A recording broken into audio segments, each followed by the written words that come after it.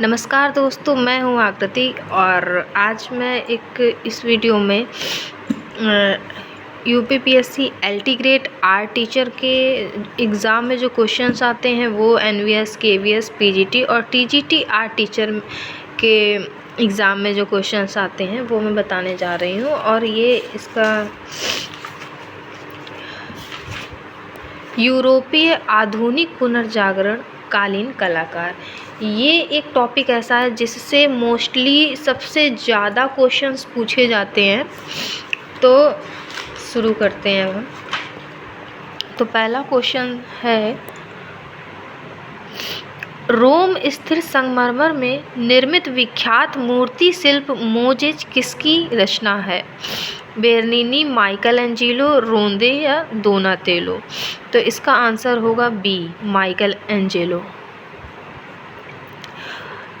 और इसके बारे में यहाँ पर लिखा होता है कि ये इसका आंसर क्यों है, क्या है, मतलब पूरा इधर विस्तार पे दिया रहता है। तो मोजेस या मोसे इतावली उच्च पुनर्जागरण कलाकार माइकल एंजेलो बुओनारोटी की एक मूर्ति है जो रोम के विनकोली में सैन पिएत्रो की चर्च में रखा गया है। माइकल एंजेलो फ्लोरेंस के पुनरुत्थान काल के स्वर्ण काल के दूसरे महान कलाकार थे।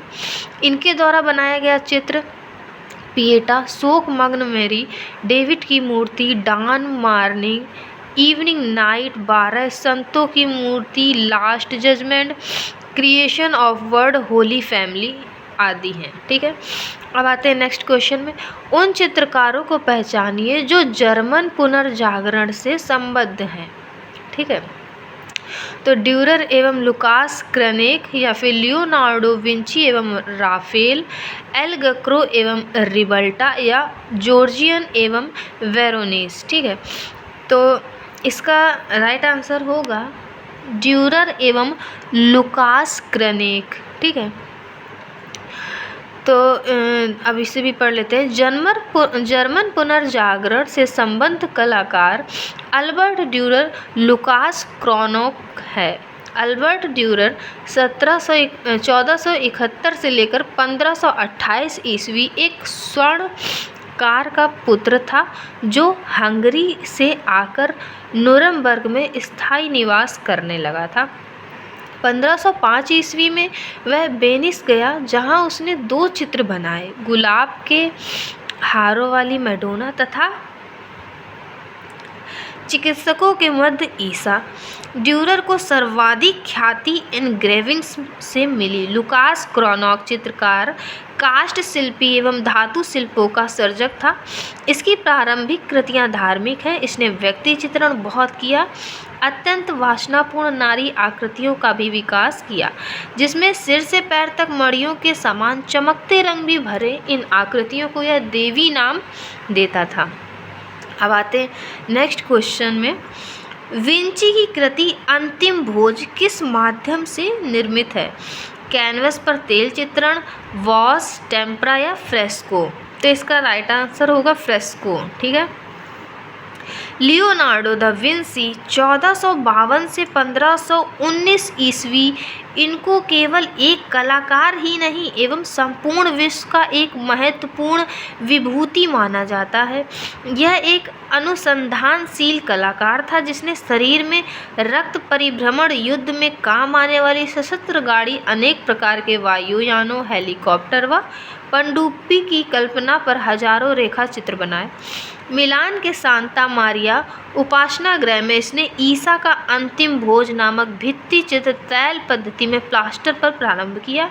इस युग का यह ऐसा प्रथम चित्र था जिसमें ईसा के शिष्यों की मुखाकृतियों के मनोवैज्ञानिक तथा तनावपूर्ण स्थिति का प्रभावशाली चित्रण हुआ। ठीक है, आते हैं नेक्स्ट क्वेश्चन में।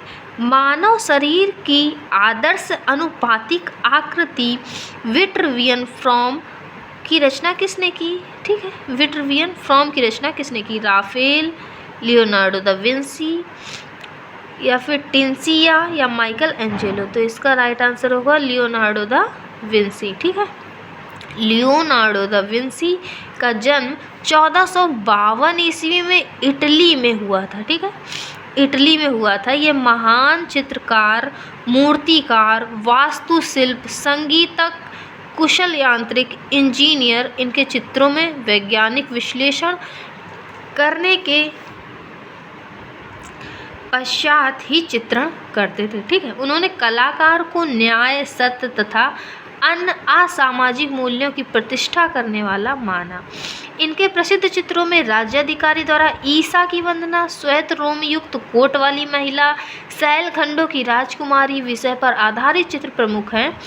इन्होंने मानव शरीर की आदर्श अनुपातिक आकृति विट्रवियन फॉर्म की खोज की थी। ठीक है, अब आते हैं नेक्स्ट क्वेश्चन में। चित्र बसंत की रूपक कथा। ठीक है, ये एक चित्र है बसंत की रूपक कथा किस चित्रकार से संबंध है। ठीक है, किस चित्रकार से संबंध है? बेलिनी, मैसेचियो, वेरोनिस या बोत्तिचेली। ठीक है, इसका राइट आंसर होगा बोत्तिचेली। बोत्तिचेली इसका राइट आंसर है। 15वीं शताब्दी के अंतिम चरण का एकमात्र क्रियाशील कलाकार सांत्रो बोत्तिचेली का जन्म 1446 ईस्वी में इटली में हुआ था। इनकी प्रसिद्ध कृतियों में प्राइमावेरा तथा वीनस का जन्म